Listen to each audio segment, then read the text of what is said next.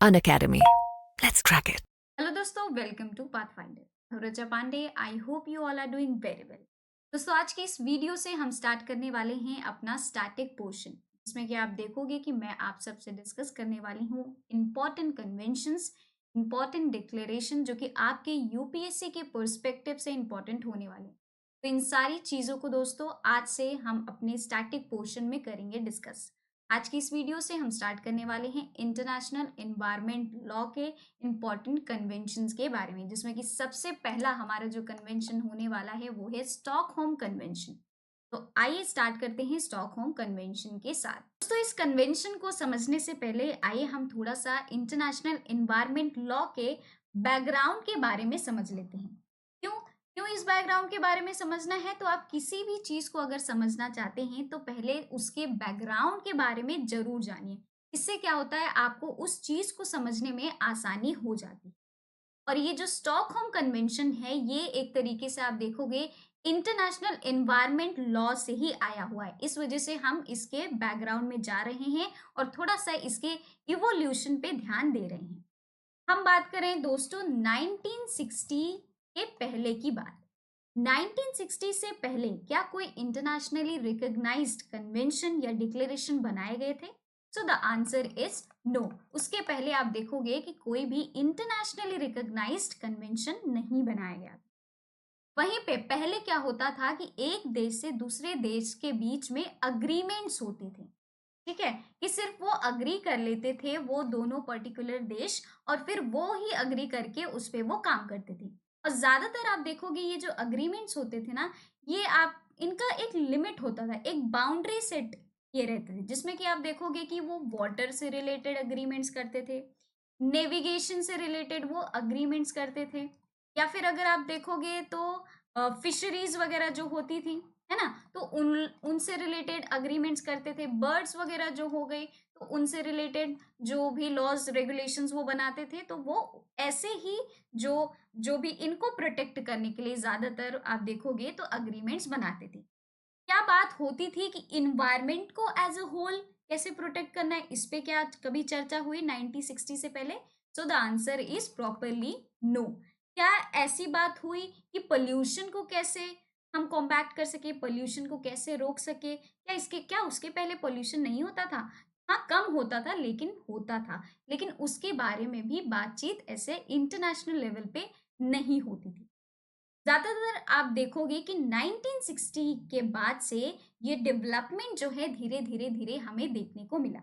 इसके बाद आप देखोगे कि स्टेट्स जो थे वो फ़ोकस करने लगे to focused on to environmental problems. ठीक है, पहला ही ये था marine pollution from oil and damages from civilian use of nuclear energy and negotiated several agreements. ठीक है, तो पहला क्या था कि एनवायरमेंटल जो प्रॉब्लम्स थे, आप देखोगे कि मरीन पोल्यूशन कैसे, जो ऑयल वगैरह से जो पोल्यूशन हो रहे हैं, तो उनसे रिलेटेड या ये क्या करने लगे, धीरे धीरे इन पे चर्चा करने लगे।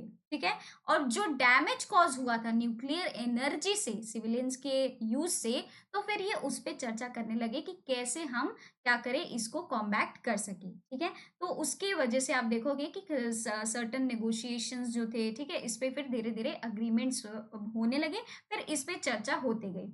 फिर इसके धीरे-धीरे बाद आप देखोगे तो कुछ कन्वेंशंस जो थे वो आने लगे इंटरनेशनली लेवल पे, लेकिन अभी भी ये पूरी तरीके से रिकॉग्नाइज्ड नहीं थे। तो आप देखोगे कि 1968 में African convention on conservation of nature and natural resources आया।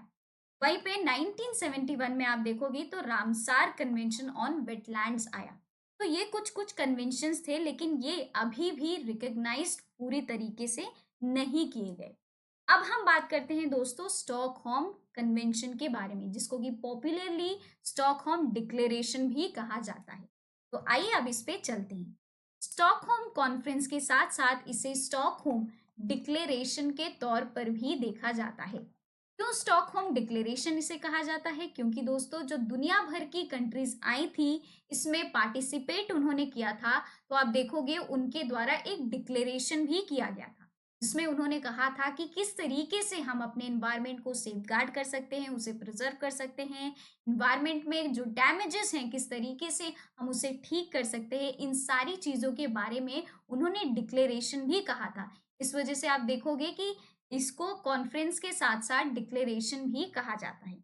दोस्तों इस पूरे कॉन्फ्रेंस का नाम है United Nations conference on the human environment, जो कि पहला ऐसा इंटरनेशनली रिकग्नाइज्ड ये जो एनवायरमेंटल कॉन्फ्रेंस है ये आपको देखने को मिलेगा, जिसमें कि ये एक पहला ऐसा डॉक्यूमेंट माना जाता है इंटरनेशनल एनवायरनमेंट लॉ का। ठीक है, इसको स्टॉकहोम कॉन्फ्रेंस साथ ही स्टॉकहोम डिक्लेरेशन भी कहते हैं, जो कि आप देखोगे कि इसमें 113 मेंबर कंट्रीज इन्होंने पार्टिसिपेट किया था, जिसमें कि दुनिया भर की कंट्रीज आप देखोगे कि एक साथ जुट करके आई थी और उन्होंने कैसे जो प्रॉब्लम्स है एनवायरनमेंट में इसको कैसे सुधारा जा सके, जो भी इश्यूज अराइज हो रहे हैं एनवायरनमेंट से रिलेटेड इंटरनेशनली ग्लोबली, तो कैसे उसको सुधारा जा सके, कैसे एनवायरनमेंट को सेफगार्ड किया जा सके, तो उन्होंने अपनी राय सलाह ओपिनियंस इस पूरे कॉन्फ्रेंस में दोस्तों उन्होंने शेयर किया था। ये कॉन्फ्रेंस दोस्तों स्वीडन जो है वहां पे कंडक्ट किया गया था। जून 5 से लेकर के 16 तक 1972 में ये कॉन्फ्रेंस कंडक्ट किया गया था। ठीक है, ऑर्गेनाइज किया गया था। तो यहाँ पे इंपॉर्टेंट चीज क्या है, पहली बात तो आपको प्रॉपर ये जो कॉन्फ्रेंस का नाम है इसको याद रखना बहुत ही ज्यादा जरूरी है। दूसरा है डेट। ये जो डेट है, ये जो ईयर है, आखिरकार किस ईयर में ये जो कॉन्फ्रेंस है हुआ था, ये आपको जरूर से जरूर याद होना चाहिए। और साथ ही आप याद कर लीजिए जो मेंबर कंट्रीज थी उसमें इनके भी बारे में कि कितनी मेंबर कंट्रीज पार्टिसिपेट की थी इस कॉन्फ्रेंस। ठीक है, आप देखोगी इसमें एक एक्शन प्लान भी बनाया गया था फ्यूचर के लिए। ठीक है, इसके बाद ही आप देखोगे कि रियो समिट, जो रियल डिक्लेरेशन हम कहते थे, उसके बाद ये आया था। तो इसके बारे में भी हम दूसरी वीडियोस में चर्चा करेंगे। तो एक्शन प्लान बनाया गया था कि आगे फ्यूचर हम क्या करने वाले हैं, फ्यूचर में हम कैसे एनवायरनमेंट को, हम कैसे उसकी प्रॉब्लम्स को रिकग्नाइज करेंगे, है ना, उसकी प्रॉब्लम को एड्रेस करेंगे। तो उसके लिए भी इन्होंने इस कॉन्फ्रेंस में प्लान बनाया था। साथ ही 109 रिकमेंडेशंस जो कंट्रीज हैं उनके द्वारा यहाँ पे दी गई थी, और ये एक रिजोल्यूशन के तौर पे उन्होंने लिया था कि हम इन सारे एनवायरमेंटल प्रॉब्लम्स को जरूर से जरूर सॉल्व करने वाले हैं। ठीक है, वहीं पे आप देखोगे कि इस कॉन्फ्रेंस के बाद ही यूनाइटेड नेशंस एनवायरमेंट प्रोग्राम जो है यूनाइटेड नेशन के द्वारा बनाया गया। ठीक है, अब बढ़ते हैं दोस्तों आगे। आप देखोगे कि ये जो हमारा कॉन्फ्रेंस है इसके कुछ प्रिंसिपल्स भी सेट किए गए थे। ठीक है, प्रिंसिपल्स भी उन्होंने बताए थे कि किस प्रिंसिपल पे ये जो कॉन्फ्रेंस है ये पूरा आखिरकार बनाया गया है। तो इसमें कहा गया था कि हम कैसे इंस्पायर कर सके, गाइड कर सके लोगों को, दुनिया के जितने भी लोग हैं उनको हम गाइड कर सके और इंस्पायर कर सके कि वो कैसे प्रिजर्व करें और एनहांस करे ह्यूमन एनवायरनमेंट को। क्यों? क्योंकि जो ह्यूमन उस एनवायरनमेंट में रह रहा है ना, वही तो सुधार कर सकता है। तो कैसे हम उनको, उन लोगों को, दुनिया के लोगों को इंस्पायर करें, उनको गाइड कर सके, ठीक है, उनको समझा सके, अवेयरनेस उनके अंदर ला सके कि कैसे हम अपने एनवायरनमेंट को प्रिजर्व कर सकते हैं, सेफगार्ड कर सकते हैं और एनहांस कर सकते हैं, जिससे कि हमारा एनवायरनमेंट जो है वो अच्छा बना रहे। तो ये इनका दोस्तों पहला प्रिंसिपल इनके द्वारा बताया गया। तो दूसरा है कि फोकस जो है वो जो गवर्नमेंट है उस पे भी, जो गवर्नमेंट है उनका भी एक तरीके से अटेंशन इस पे होना चाहिए कि जो हमारे प्रिंसिपल्स हैं उसको गवर्नमेंट जो है कंट्रीज की वो भी फॉलो करे। और and public opinion in various countries on the importance of problem, तो जो भी एनवायरमेंटल प्रॉब्लम्स अराइज हो रही हैं, ठीक है, तो जो पब्लिक ओपिनियन है वो भी, जो भी डिफरेंट कंट्रीज की है वो सामने आनी चाहिए, जिससे कि हम ये डिसाइड कर पाए कि इस पर्टिकुलर कंट्री की क्या प्रॉब्लम है और फिर उसको उस प्रॉब्लम से उसका सुधार कर पाए। ठीक है, तो ये कुछ कॉमन प्रिंसिपल्स दोस्तों इस डिक्लेरेशन में हमें देखने को मिले थे।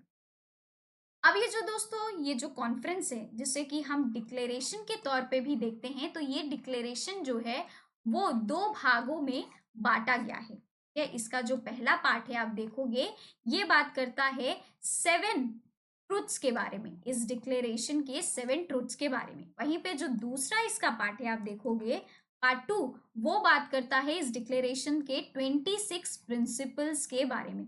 उस 26 प्रिंसिपल्स में दोस्तों आप देखोगे कि आप पूरे कॉन्फ्रेंस में क्या बातचीत हुई है इन्वायरमेंट से रिलेटेड, वो पूरा 26 प्रिंसिपल में ये जो पूरा डिक्लेरेशन है उसमें आपको देखने को मिलेगा। ठीक है, तो आगे हम थोड़ा सा जो प्रिंसिपल्स हैं उसको थोड़ा सा डिस्कस कर लेते हैं।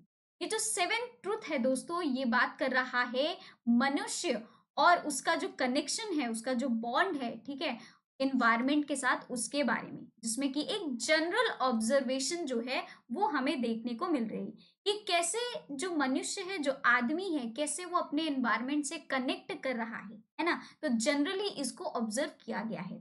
साथ ही बात कर रहा है कि जो मैन होता है ना, वही अपने एनवायरनमेंट का क्रिएटर होता है और वही अपने एनवायरनमेंट का डिस्ट्रॉयर भी होता है। अब फॉर एग्जाम्पल प्रेजेंट के सिचुएशन में देख लीजिए, रशिया यूक्रेन हो गया, ठीक है, इजराइल और हमस हो गए, है ना। तो वहां पे आपको देखने को मिल ही रहा होगा कि किस तरीके से सिचुएशन बनी है। वो अपने एनवायरनमेंट को खुद ही डिस्ट्रॉय कर रहे हैं और अपने ही एनवायरनमेंट को इंसान बना भी सकता है। अदर कंट्रीज को देख लीजिए जिन्होंने अपने एनवायरनमेंट को बना करके रखा है, सुधार करके, और उसमें ज्यादा से ज्यादा वो देख रहे हो सेफगार्ड और प्रिजर्वेशन उसका कर रहे हैं। वहीं पे ये जो प्रोटेक्शन की बात की जा रही है एनवायरनमेंट की, ये एक तरीके से प्रेसिंग जो इश्यूज हैं, है ना, उसके बारे में इस डिक्लेरेशन में, इस कॉन्फ्रेंस में डिस्कस किया गया था। ये डिजायर है सिटीजन्स का, हर एक नेशन की, ठीक है, and the responsibility of all the governments to protect and preserve the environment. तो ये जो 26 प्रिंसिपल्स है आप देखोगे कि उनमें से ये ही डिस्कशन हो रही है कि हर एक सिटीजन का ये डिजायर होना चाहिए, हर एक नेशन के जो मेंबर हैं, हर एक नेशन में जो रहने वाले लोग हैं, उनका एक तरीके से तमन्ना होना चाहिए, एक डिजायर होना चाहिए, और एक तरीके से जो वहाँ की गवर्नमेंट है उनकी रिस्पॉन्सिबिलिटी भी होनी चाहिए कि कैसे प्रिजर्व और प्रोटेक्ट किया जा सके एनवायरमेंट। साथ ही जो सेकेंड पार्ट है वो डिस्कस करता है 26 प्रिंसिपल्स के बारे में, ठीक है, which form the basis of the international policy for the protection and preservation of the environment. वहीं पे आप जो ये डिक्लेरेशन है, इसमें 26 प्रिंसिपल्स हैं, वो प्रिंसिपल्स भी यही बात करते हैं कि किस तरीके से प्रिजर्व किया जाए एनवायरमेंट को, किस तरीके से प्रोटेक्ट किया जाए एनवायरमेंट को। तो आप देखोगे कि जो दो पार्ट है, दोनों ही पार्ट ज्यादातर एम्फेसिस इसी पे करते हैं, प्रिजर्वेशन, प्रोटेक्शन, सेफगार्डिंग, ठीक है, डैमेज कैसे हम एनवायरनमेंट से रिलेटेड डैमेजेस को कैसे हम उसको उसकी इश्यूज को रिजॉल्व कर सके, इन्हीं सारी चीजों पे ये डिस्कशन किया जाता है। ठीक है दोस्तों, वीडियो को आगे बढ़ाने से पहले अगर आज मैं अब आप सबको बता दूं कि अगर आप यूपी से अगर हैं, प्रयागराज में हैं, दोस्तों एडमिशन्स हमारे प्रयागराज के ऑफलाइन सेंटर्स में भी खुल चुके हैं, ठीक है, क्योंकि वहां पे हमारे ऑफलाइन सेंटर ही अभी वहां पे तैयार हो चुकी है। ठीक है, यहाँ पे अलग अलग आप कोर्सेज देख रहे होंगे along with the course price and duration. यहाँ पे आपको हमारे जो बैच है स्टार्ट कब से होने वाली है वो भी दिखाई जा रही है। जनवरी 14 से हमारे क्लासेस जो हैं वो भी स्टार्ट होने वाले। फ्लैट 40% का ऑफ दोस्तों, अगर आपको लेना है तो आप मेरा कोड RP10 यूज कर सकते हो, तब जाके आपको फ्लैट 40% का ऑफ मिलेगा। तो यहाँ पे जो प्राइजेस है अगर आपको अवेल करने हैं, so you have to use my code RP10। Also अगर आपको नंबर पे, यहाँ पे नंबर दिया गया कॉल करने के लिए, क्वेरीज को पूछने के लिए, अगर आप नहीं नंबर पे कॉल करना चाहते, घर बैठे बैठे अपनी प्रॉब्लम को एड्रेस करना चाहते हैं, तो एक काउंसलिंग फॉर्म जो है आप सबके लिए हमारे जो डिस्क्रिप्शन है उसके बॉक्स में एक लिंक मिलेगी काउंसलिंग फॉर्म का। तो उस काउंसलिंग फॉर्म को दोस्तों भर दीजिए, आपकी सारी प्रॉब्लम्स जो है वो एड्रेस कर दी जाएगी। ऑल्सो अगर आप न्यू दिल्ली से हैं, करोल बाग और मुखर्जी नगर में अगर आप वहाँ पे ऑफलाइन सेंटर में अगर एडमिशन्स लेना चाहते हैं, तो एडमिशन्स ऑलरेडी है दोस्तों ओपन। अलग अलग यहाँ पे आपको कोर्सेज दिखाए जा रहे हैं अलोंग विद द प्राइस, जिसपे कि फ्लैट 35% का ऑफ लगा करके आपको बताया जा रहा है। आपको पहले का प्राइस बताया जा रहा है, फ्लैट 35% ऑफ का भी बताया जा रहा है, जिसमें कि आपको ड्यूरेशन जो है हर एक मंथ का वो भी दिखाए जा रहे हैं। बैचेस हमारे मुखर्जी नगर में स्टार्ट होने वाले 30 जनवरी से, ठीक है, ऑफर वैलिड है 14 दिसंबर तक। नंबर दिया गया, इस नंबर पे कॉल कर सकते हो। यहाँ पे दूसरी स्लाइड में आप देख लीजिए, वही सेम 35% का ऑफ दिया गया है। अलग अलग कोर्सेज हैं along with the course price, ठीक है, फ्लैट 35% ऑफ लगा करके दिया गया है। ड्यूरेशन और आपका जनवरी 27 से दोस्तों क्लासेस होने वाले हैं स्टार्ट। और नंबर दिया गया, इस नंबर पे कॉल करके क्वेरीज एड्रेस करा सकते हो। नहीं कॉल करना, काउंसलिंग फॉर्म दोस्तों ज़रूर से ज़रूर भरे, इट्स वेरी इंपॉर्टेंट कि आप सेंटर भी विजिट कर सकते हैं। चलिए वापस से अब आते हैं हम अपने टॉपिक पे। तो दोस्तों यहाँ इस पूरे कॉन्फ्रेंस से क्या निकल करके आता है? इस पूरे कॉन्फ्रेंस में आपको आखिरकार इसका एक अगर हम बात करें जिस्ट के तौर पे, तो आपको क्या समझ में आता है? ये एक कॉन्फ्रेंस जो है हमें क्या बताता है? तो ये आपको मैंने सामने दे दिया है नोट्स के तौर पे कि आप जो है अपने आंसर्स में इंक्लूड कर सकते हैं। तो ये जो डिक्लेरेशन था दोस्तों, आप देखोगे इसका कॉमन प्रिंसिपल था कि कैसे लोगों को हेल्प किया जा सके कि वो अपने एनवायरनमेंट को प्रोटेक्ट कर सके और साथ ही वो कंजर्व भी कर सके। ठीक है। दूसरा, ये जो कॉन्फ्रेंस है ये एक डिटेल्ड रिजोल्यूशन है कि किस तरीके से फाइनेंशियल और इंस्टीट्यूशनलाइज्ड अरेंजमेंट जो है एनवायरमेंटल प्रोटेक्शन के लिए दिया जा सके। अब आपको अगर एनवायरनमेंट प्रोटेक्ट करना है तो आप ऐसे ही तो झंडा लेके आगे नहीं बढ़ सकते हो कि अपने एनवायरनमेंट को प्रोटेक्ट कर सके हो। You need some kind of financial aid, some kind of institutional arrangement जो कि आपको हेल्प करेगा, आपको सपोर्ट देगा कि आप कैसे एनवायरनमेंट को प्रोटेक्ट कर सकते हो। तो ये भी पूरे कॉन्फ्रेंस में बातचीत चर्चा की गई थी, उस कॉन्फ्रेंस से ये भी निकल करके आता है। तीसरा है कि एक एक्शन प्लान उन्होंने बनाया। ठीक है, ये एनवायरनमेंट को प्रोटेक्ट करना है तो एक प्लान भी होना चाहिए। प्लान के बिना आपका कोई भी काम नहीं हो सकता। तो उन्होंने एक एक्शन प्लान बनाया और उसी के अकॉर्डिंग अब उनको काम करना है। वहीं पे उन्होंने दिया था 109 रिकमेंडेशंस कि किस तरीके से आप एनवायरनमेंट को प्रोटेक्ट कर सकते हैं। उसमें रिकमेंडेशन दूसरे दूसरे कंट्रियों के जो लोग थे, मेंबर कंट्रीज थी, उनके रिकमेंडेशंस जो है वो भी मार्क की गई हैं। तो बेसिकली इस कॉन्फ्रेंस का एम था कि आइडेंटिफाई किया जा सके कि क्या लूप होल है, किस वजह से एनवायरमेंटल जो इश्यूज हैं वो अराइज हो रहे हैं। क्वांटिफाई किया जा सके एनवायरमेंटल प्रॉब्लम्स, है ना, कि आखिरकार एनवायरमेंट में कितनी प्रॉब्लम हमें देखने को मिल रही है। ठीक है, तो उसी तरीके से तो हम एक्ट करेंगे, उसी के ऊपर एक्ट करेंगे, है ना। नहीं तो मान लीजिए छोटी सी प्रॉब्लम है और फिर हम उसके लिए बहुत बड़ा ऐसा कुछ कर दे रहे हैं जिसका कि कोई यूज ही नहीं होगा। तो उतनी जितनी प्रॉब्लम है उतना ही उसको एड्रेस किया जा सके।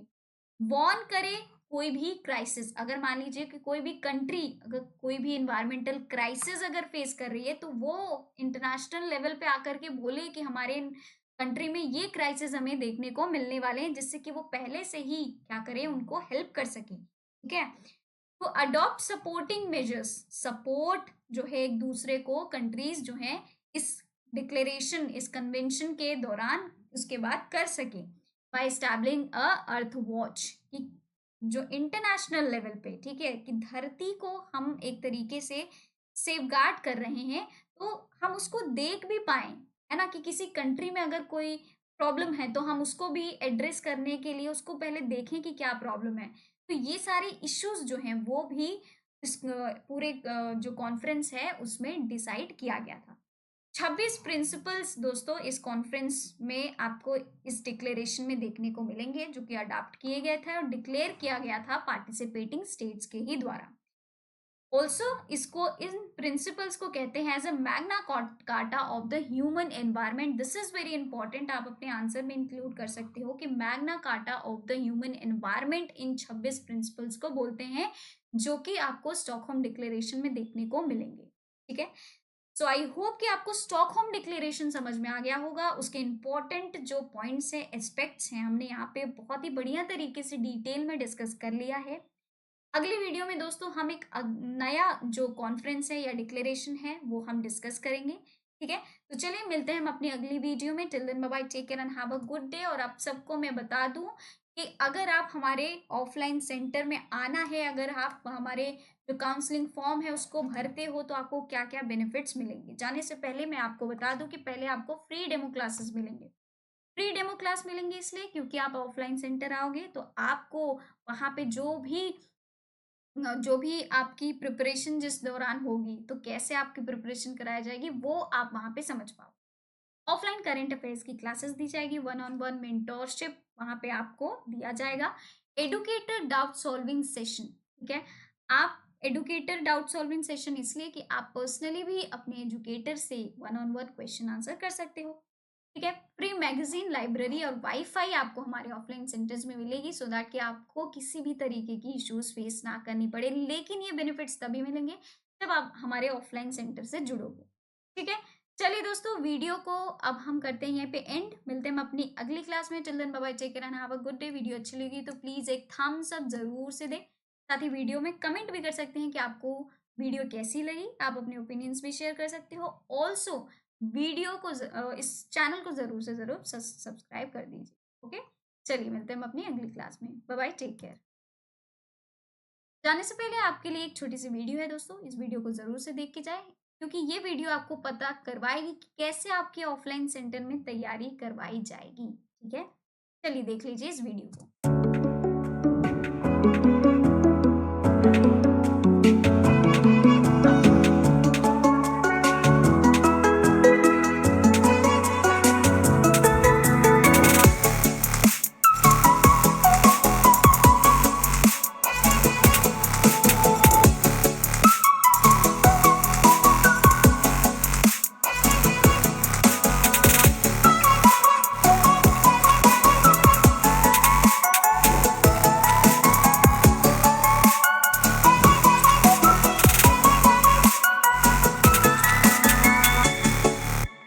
Unacademy.